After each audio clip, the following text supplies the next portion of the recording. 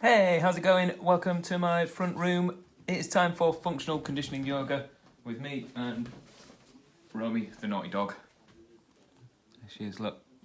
Just running around, being wild, trying to put a tongue in people's mouths, ears, wherever she can get that tongue, she'll put it.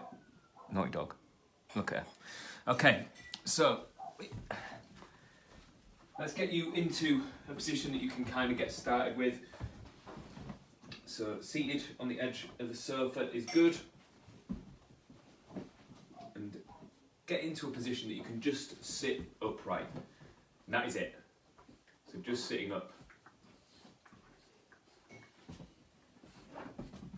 And just breathe. Unless you've got a dog trying to eat your watch. Oi, stop it. And just sit up tall, shoulders down. And see if you can expand your rib cage as you breathe in. Draw rib cage in as you breathe out. I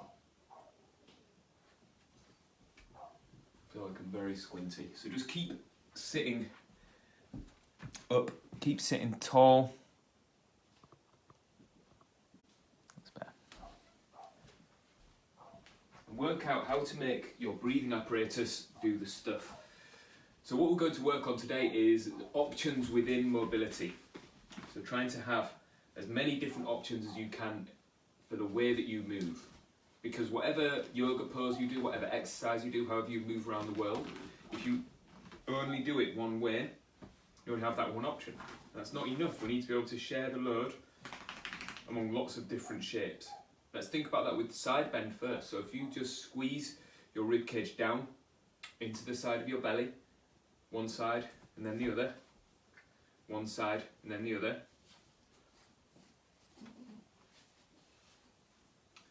And just keep doing a little side bend, like this. I've just got hold of her because this is the only way she chills out, is if she goes belly up, and then she'll lie still for a good few minutes. That's it.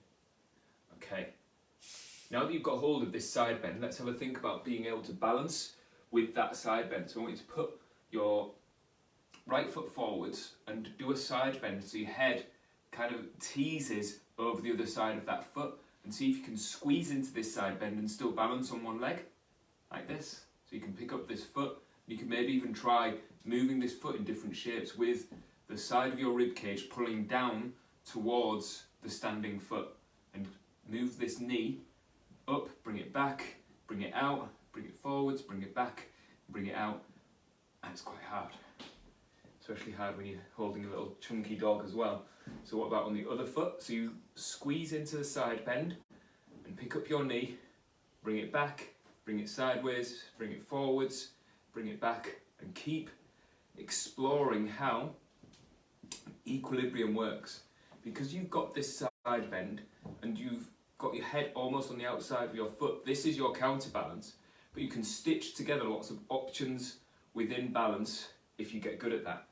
Let's go back to the other side. This time I want you to do a little bit of rotation.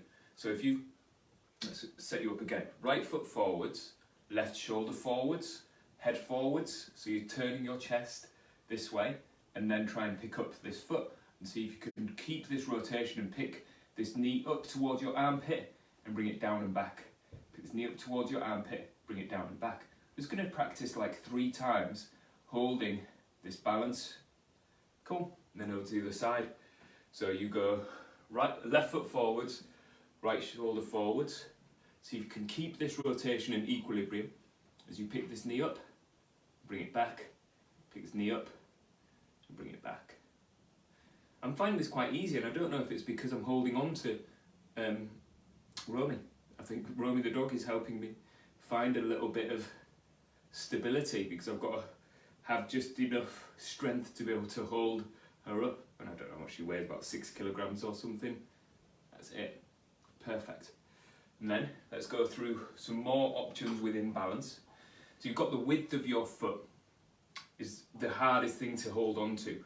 So when you balance on that one foot, falling forwards is easy. You've got the structure of your foot. You've got that plank of a foot out in front of you that stops you from falling forwards. It's the side to side and the rotation that's kind of difficult. I want you to balance on one foot and bend your standing leg a few times and play around with where this knee can go, so you've got options in your footprint. As your knee goes to the outside of your body, you'll feel the outside edge of your foot get heavier. As your knee comes to the inside of your body, feel the inside of your foot get heavier, the ball of the foot, the big toe, and you can play between those two quite well. That's it.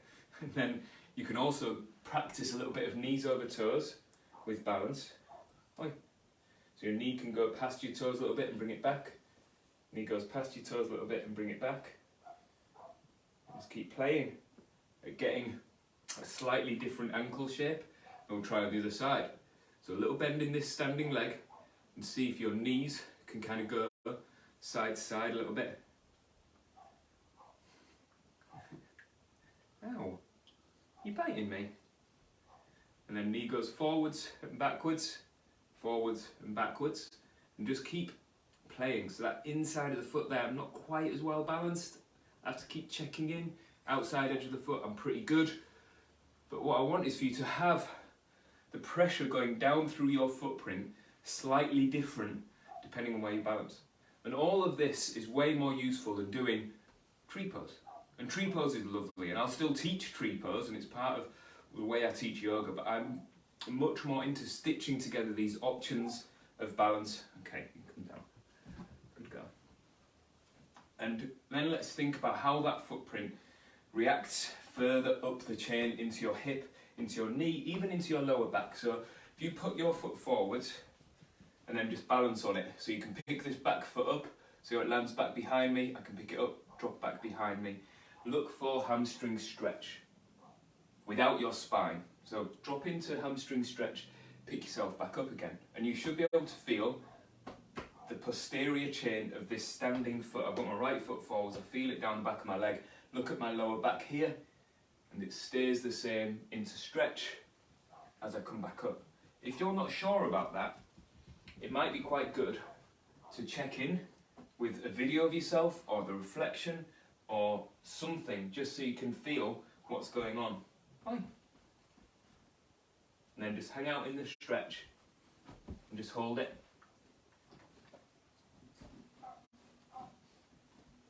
And just keep hanging out, and you can use the sofa or a small dog to lean on.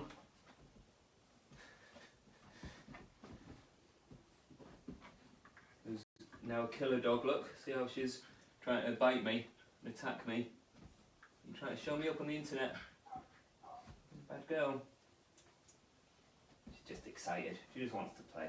So your spine is separate from this. When you feel this stretchy feeling down the back of your leg, that isn't the same as when you do go into the stretch like this, with your back rounded, cat balance like that, and then reaching down for the floor with an external cue of touching my toes. So my hands are trying to touch my toes. That makes my spine do the performance, and the hamstring kind of comes along second, and pick it back up.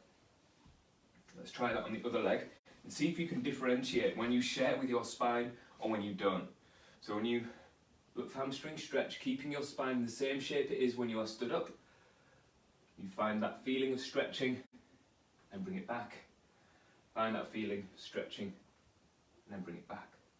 And I'm not trying to say it's wrong to stretch with your spine as well in a hamstring stretch, in any posterior chain stretch. It's just useful to know when your spine is involved and when it's not.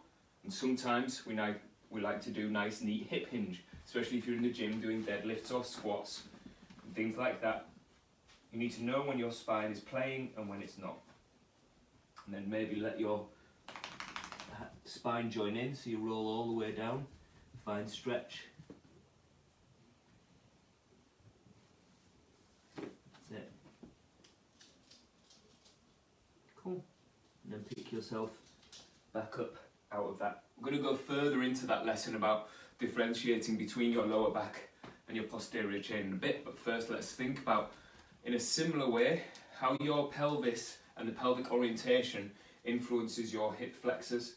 So if you take a long stride like this with your leg behind you, see how my heel is up on the back foot, If this heel's down, it's a little bit more difficult to deal with. So heel up, and then you bend the front knee until you can find a little groin stretch here. So right down the inside of your thigh here. Yes, Robbie, there. And then just live in that stretch. And then can you lose that stretch by changing the orientation of your pelvis? So as I arch my lower back like this, what happens is the hip socket travels backwards. So this stretch goes away because I've found extra mobility in the spine here.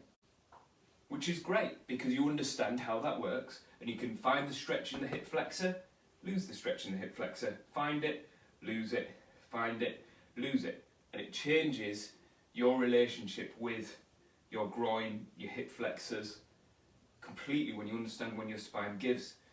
And then swap legs, so I spin around like this, and do the same on the other side. Just live in the stretch for a second first.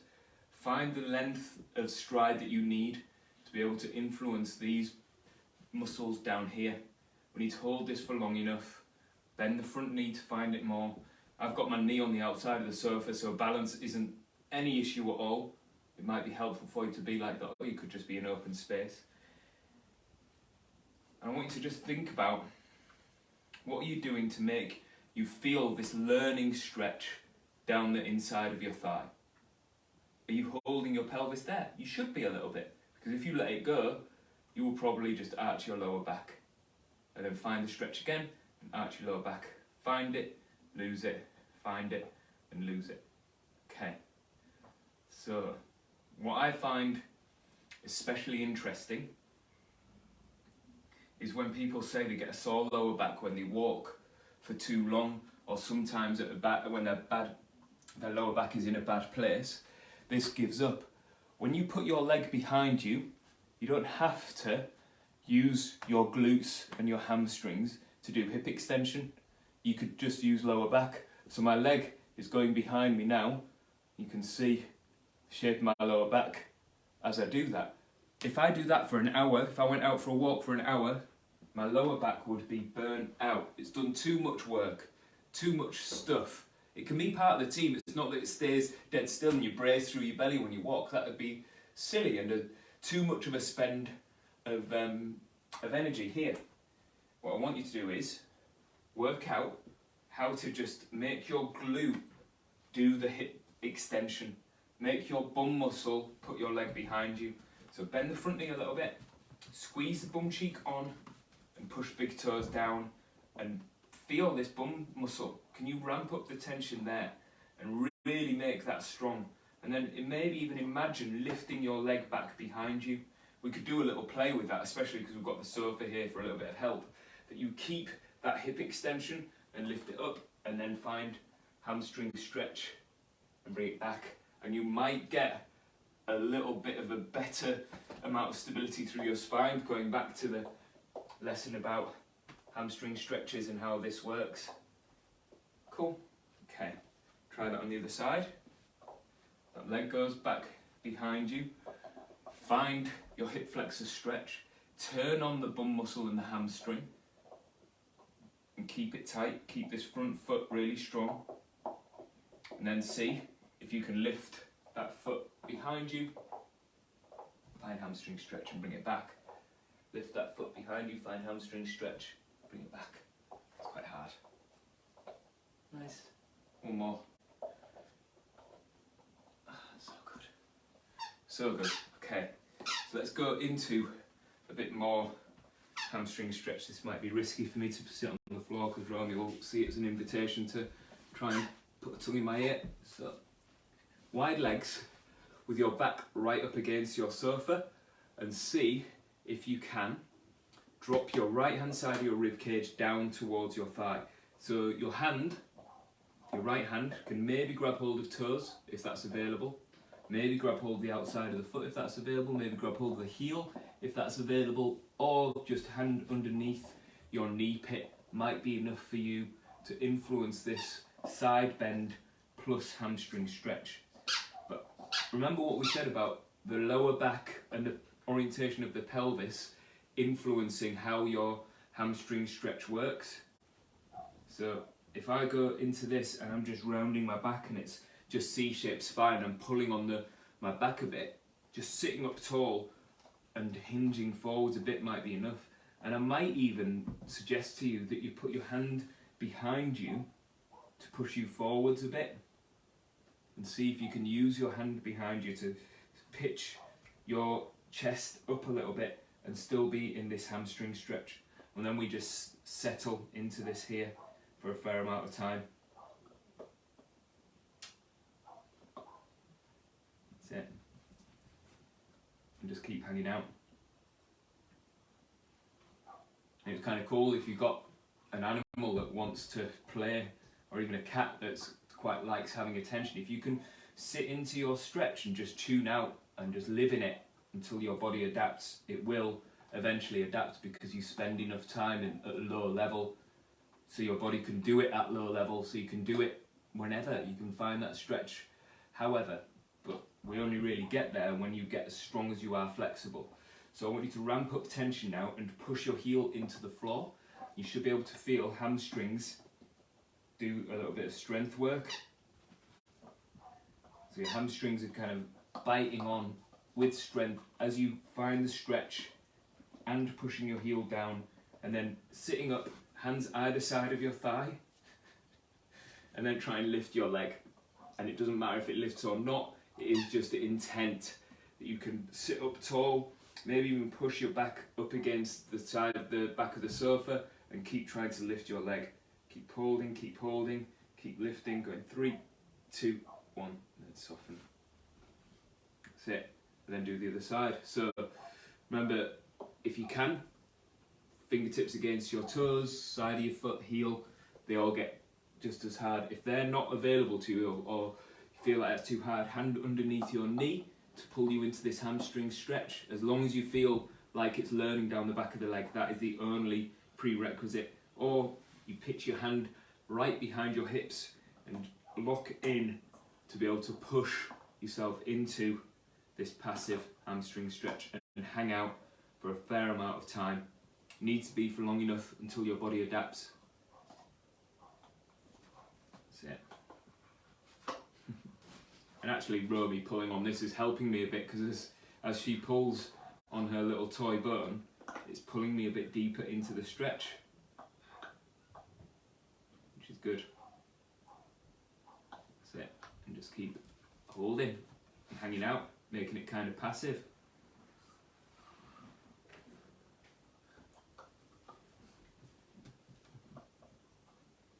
That's it. And then slowly build up some tension by pushing your heel down into the floor and ramp that tension up, getting a bit stronger. You strong, Romy?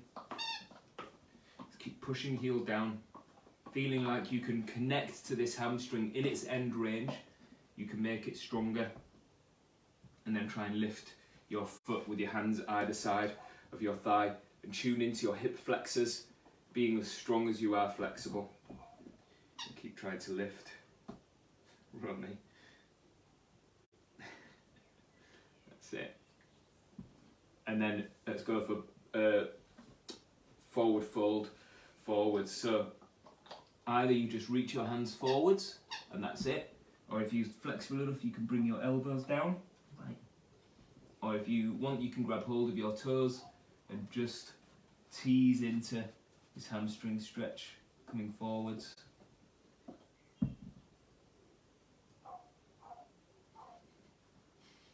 Romy's very adamant that I should play with her and her Scooby-Doo bone. That's it. So we're still in this hamstring stretch, still trying to tease forwards into a kind of pancake. And as you can see, I do not have pancake. I'm certainly not getting belly to floor. And then coming back up. I want you to go onto all fours for me. And just do a little arch of lower back, and then round back, arch lower back, and then round. Just keep that moving a few times.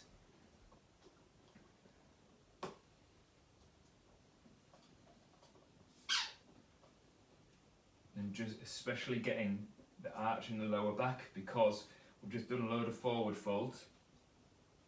I want you to feel like you can stretch the hamstrings like this from the hip.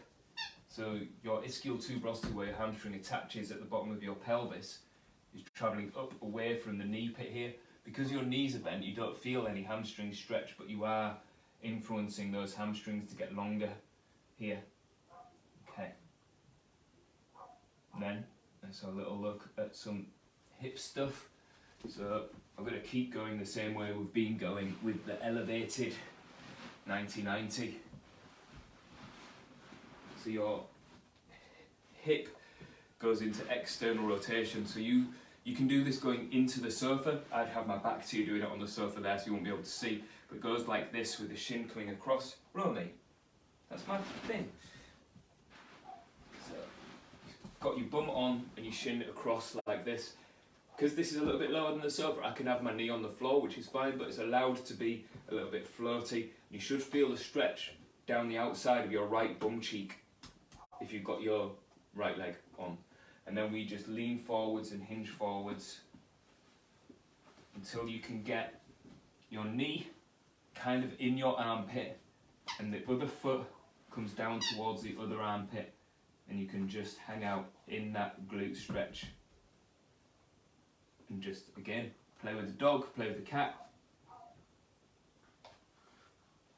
And just see if you can settle.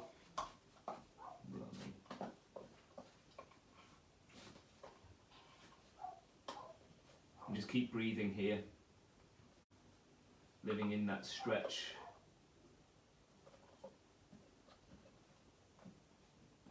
It's cool. And then I want you to sit up a little bit and drive your shin and knee down into the sofa and keep ramping up tension so you can feel the muscles that are being stretched contract.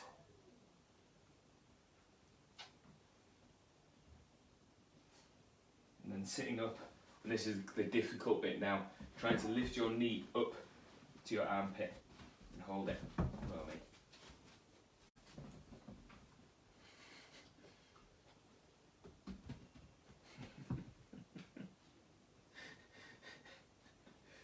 No. And then drop back into passive stretch again. Nice. Okay. And coming up. And just stand up for a second and let's just check in with that hip. Before you go into stretch on the other side, I want you to balance and see if you can turn your knee out, turn your knee in, turn your knee out and turn it in. Roll me. Cool. Okay, let's try the other side. So your shin comes across, you drop down until you can feel stretch down the outside of the left bum cheek as you drop drop your armpit down towards your knee.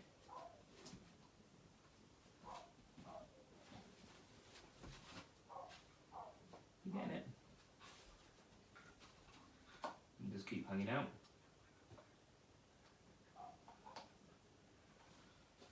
And just settle into this and make it as passive as you can. So all the stretching that we do in this class, we're looking for adding the skill of having those muscles long to your repertoire. So it should feel like you can be relaxed and that muscle doesn't have to fight back. But that's not a very good skill if that's your only skill. If that's your only option, that isn't good because then you can't be strong and stable. So if we push knee down into the sofa, into your footstool, whatever you're on, and see if you can get stronger pushing down. Keep ramping up tension.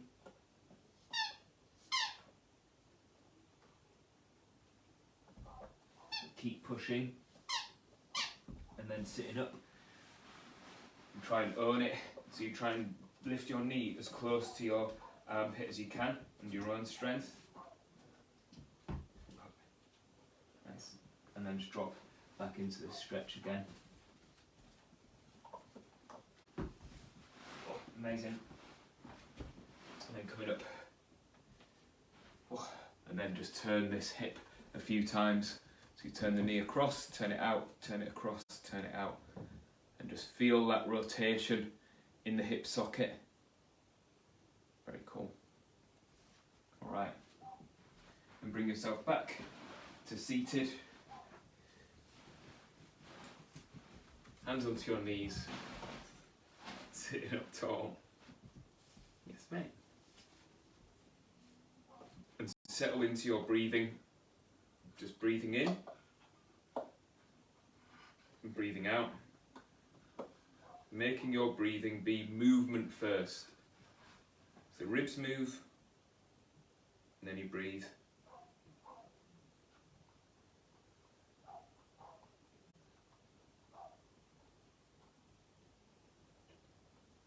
Cool. Then bring palms together. Bring thumbs to forehead, tuck your chin and roll forwards. Namaste. Thank you so much for hanging out with me. I appreciate it very much. Let me know what you're working with. Let me know what you need help with. I'll be happy to help. All right, enjoy the rest of your day. Bye, everyone. Say bye, Romy. There she is. Just licking a bum. Just for you. All right, see you later. Bye.